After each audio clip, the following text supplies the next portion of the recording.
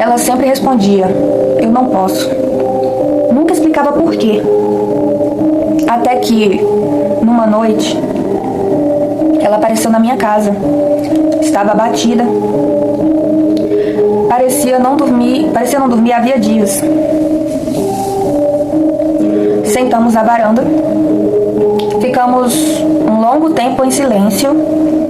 Então ela disse: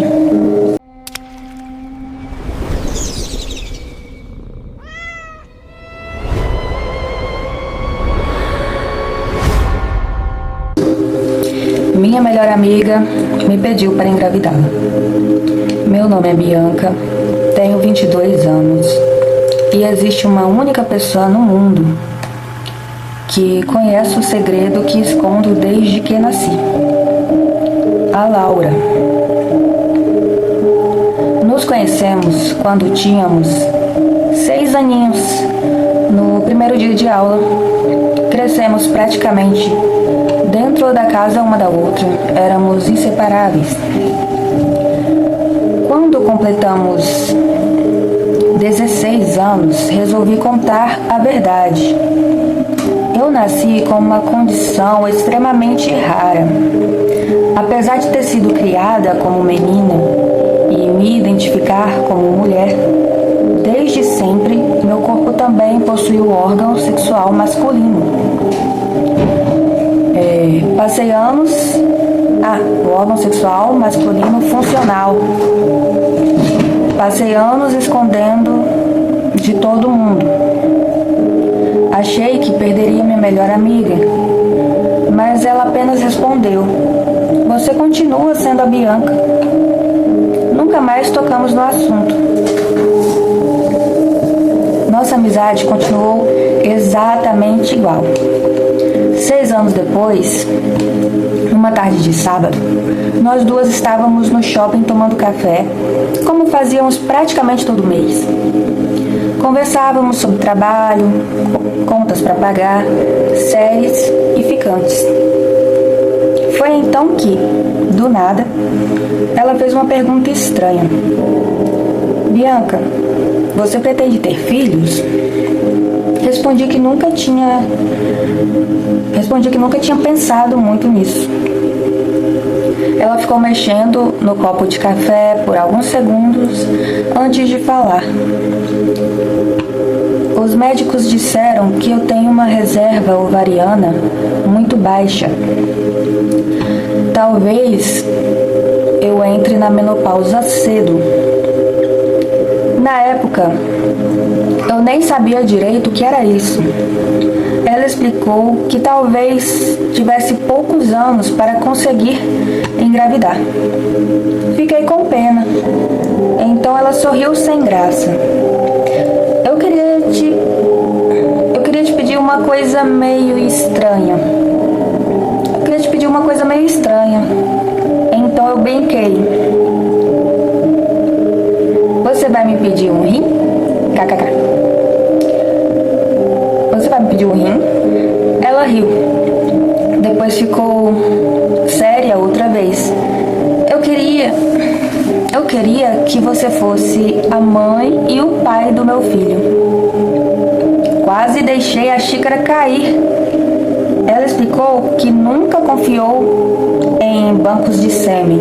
Disse que queria que o filho tivesse alguém bom como referência genética, que me conhecia desde criança, que sabia quem eu era, que jamais faria isso se não me amasse como irmã. Ela chorou. Disse que eu era a única pessoa em quem confiava. Foram semanas conversando. Ela parecia tão sincera. Eu não respondi naquele dia. Voltei para casa completamente confusa. Durante semanas, aquele pedido não saía da minha cabeça. Às vezes eu pensava que a Laura tinha enlouquecido. Às vezes eu pensava que ela só estava desesperada demais para raciocinar direito.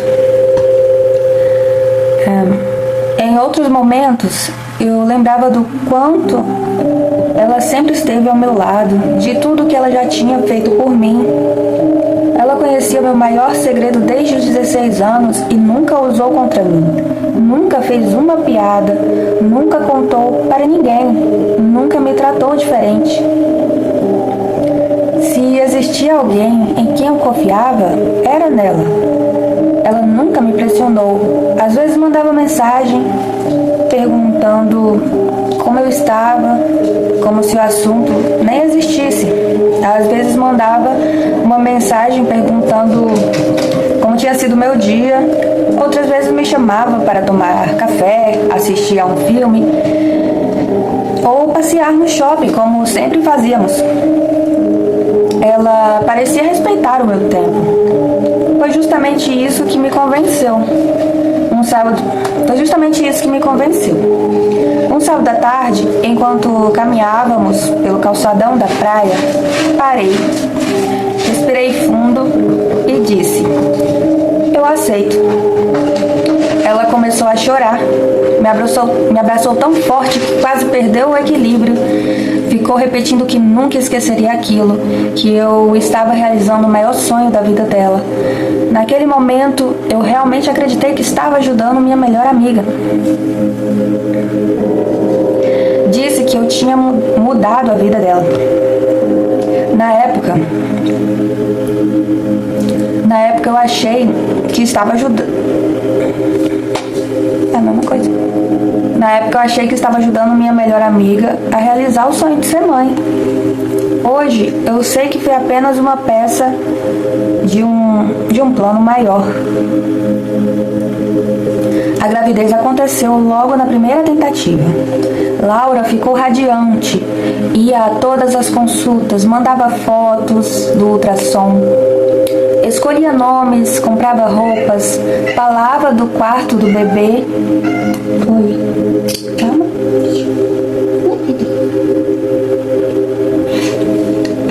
Falava do quarto do bebê, tudo parecia exatamente como a gravidez de qualquer mulher. Até o 4º mês. Foi quando ela simplesmente desapareceu. As mensagens não eram entregues, o telefone só chamava. Ninguém da família sabia onde ela estava. Passei quase um mês procurando por ela. Cheguei a registrar um boletim de ocorrência. Achei que ela tivesse sido sequestrada, ou pior, sei lá. Então, numa segunda-feira qualquer, ela apareceu na porta do meu apartamento. Sorriu, como se nada tivesse acontecido. Meu primeiro impulso foi abraçá-la. Depois olhei para a barriga. Ela deveria estar entrando no 6º mês.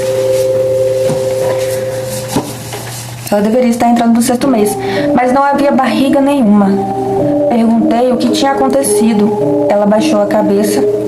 Disse apenas: eu perdi o bebê. Comecei a chorar antes mesmo dela. Passei horas tentando consolá-la. Mas havia uma coisa que não fazia sentido. Ela parecia bem. Não era a tristeza de quem perdeu um filho. Era quase um alívio. As semanas seguintes, aquilo só ficou mais estranho. Ela voltou a sair, ria o tempo todo, postava fotos, viajava, parecia mais feliz do que em qualquer outro momento desde que nos conhecíamos. Eu não entendia. Cheguei a perguntar se ela precisava de ajuda psicológica. Ela respondeu: às vezes as coisas acontecem exatamente como precisam acontecer. Achei a frase estranha. Calma, meu Deus. Às vezes as coisas acontecem exatamente como precisam acontecer. Foi o que ela disse. Achei a frase estranha, mas deixei passar. Pouco tempo depois, outra coisa impossível aconteceu. Desde os 17 anos, Laura era apaixonada por um homem chamado Marcelo. Ela só o conhecia de vista. Nunca tinham conversado. Ele era casado, tinha fama de extremamente fiel e sequer parecia notar que ela existia. Ela dizia que era uma paixão impossível. Impossível. Então, de repente, poucos meses depois da perda do bebê, Marcelo pediu para falar com ela. Os dois começaram a conversar. Em menos de um mês estavam namorando. Poucos meses depois, ficaram noivos. Lembro de voltar para casa, depois do noivado, com uma sensação estranha. Não era inveja. Era a impressão de que tudo estava acontecendo rápido demais. Como se alguém tivesse acelerado a vida dela. Eu estava feliz por ela. Mas, ao mesmo tempo, tudo parecia rápido demais. Era como se a vida dela tivesse começado a dar certo em absolutamente tudo. Conseguiu um emprego melhor, comprou um carro, mudou para uma casa muito maior. Tudo parecia acontecer naturalmente. E eu só pensava, como alguém consegue mudar tanto de vida em tão pouco tempo? Depois do casamento, nossa amizade começou a esfriar. Não porque brigamos, mas porque ela já não tinha tempo para mim. Mesmo assim, às vezes me ligava para desabafar. Dizia que o Marcelo estava diferente. Ela dizia que Marcelo era maravilhoso em público, mas quando estávamos sozinhas, o discurso era outro. Contava que ele tinha crises de raiva, que quebrava objetos, controlava suas roupas, o celular, as amizades, o jeito de falar. Eu dizia a mesma coisa em todas as conversas. Laura, separa, isso só vai piorar. Lá vem o outro. Perdão.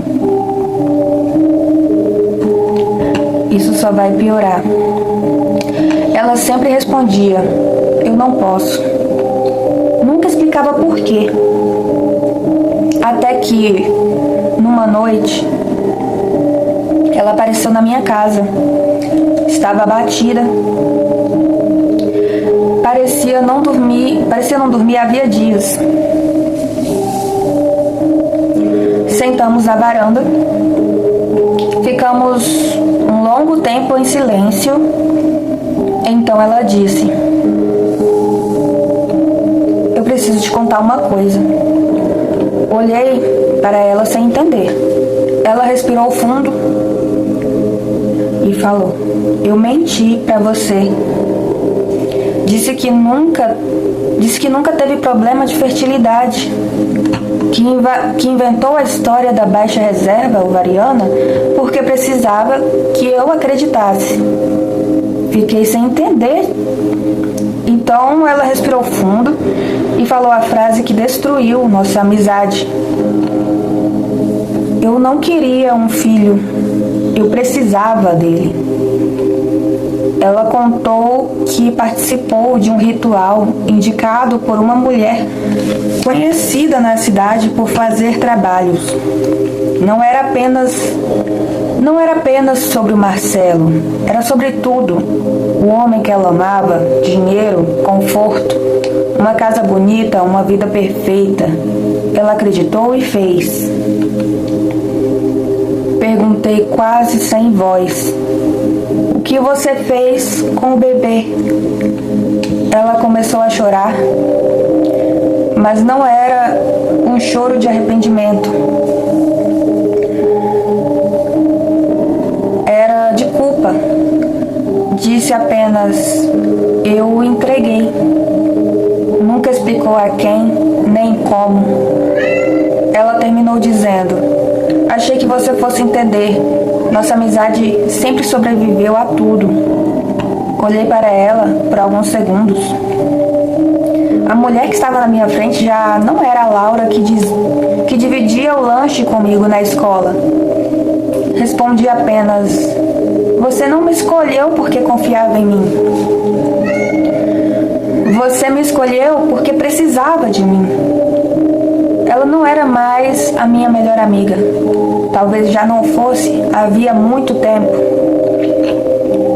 Ela tentou segurar minha mão. Bianca, eu achei que você fosse entender. Afastei minha mão, olhei nos olhos dela e respondi: você me usou porque sabia que eu faria qualquer coisa por você. Naquela noite, ela foi embora. Alguns meses depois, eu me mudei de cidade. Troquei de número, apaguei todas as fotos, bloqueei qualquer tentativa de contato. Nunca mais quis saber da Laura. Não quero mais contato, mas às vezes sinto pena, pois ela conseguiu tudo o que sonhava, mas também tinha conseguido exatamente tudo o que nunca imaginou sofrer, porque às vezes realizar todos os desejos tem um preço muito maior do que viver sem eles.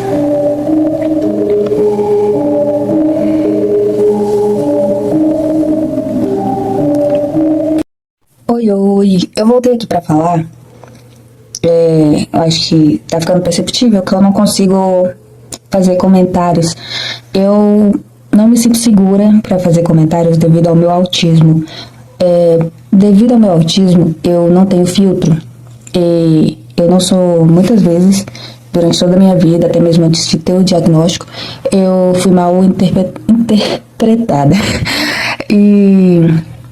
Então eu não me sinto segura para fazer comentários, até mesmo durante conversas normais do dia a dia com pessoas, eu opto a ficar calada, não expressar minha opinião ou não interagir mesmo, porque eu não me sinto segura, eu tenho medo de falar o que não deve, eu não tenho filtro para saber o que é ofensa, o que é elogio. É bizarro, né?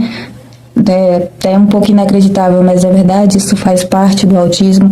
Eu demorei para descobrir, para aceitar, e hoje eu ainda não me sinto segura para fazer comentários. Essa última história foi uma história forte e eu não me sinto segura de falar sobre. Eu tenho vontade de comentar, deixar o vídeo mais interessante, porém não me sinto segura, tenho medo de falar besteira, porque por causa do meu autismo eu não tenho filtro, eu não tenho senso mesmo, infelizmente. Fica aí a minha explicação e beijos.